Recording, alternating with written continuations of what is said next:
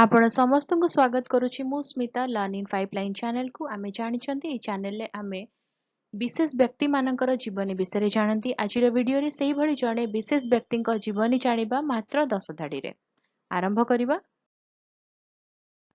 प्रतिभा राय जणे प्रसिद्ध लेखिका एवं शिक्षाविद जी कि ओडिया साहित्य रे तांकर गुरुत्वपूर्ण अवदान पई जणाशुना। 21 जनवरी 1943 रे ओडिसा रे जन्म ग्रहण करथिले। से तांक लेखा माध्यमरे मानवाधिकार लिंगगत समानता एवं सामाजिक संस्कार पई जणे प्रमुख स्वर भाबरे उभा होइथिले।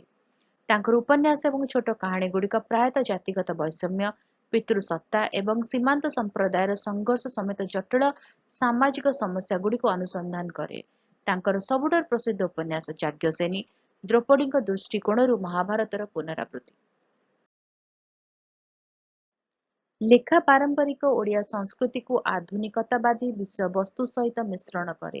भारत एवं भारत बाहर पाठकों सहित गभीर भाव में प्रतिध्वनित हुए। 1974 रे तांकर प्रथम उपन्यास वर्षा बसंत ओ बैशाख पाठकीय स्वीकृति लाभ करिथिला। तांक रचित याज्ञसेनी 1985 पुस्तक लगी 1990 मसीह से सारला पुरस्कार ओ 1991 मसीह देशर प्रथम महिला भाव मूर्ति देवी पुरस्कार लाभ करथिले। से विद्यालयर शिक्षक भाव वृत्तिगत जीवन आरंभ करथिले। से अनेक उपन्यास छोट कहानी संग्रह एवं प्रबंध लिखिछंती। तांकर स्पष्ट शैली एवं भावप्रवण गभीरता पई प्रशंसा अर्जन करिछंती। प्रतिभा राय 2011 मसीह ज्ञानपीठ पुरस्कार समेत अनेक पुरस्कार पाइछंती। 2007 मसीह पद्मश्री रे सम्मानित करा जायथिला। प्रतिभा राय 20 उपन्यास 24 क्षुद्रगल्प संकलन 10 भ्रमण कहानी 2 कविता संकलनर रचयिता। तांकर कृतिगुड़िक पाठक मानक अनुप्राणित करि आसुछि एवं सामाजिक मानदंड को चैलेंज करि आसुछि।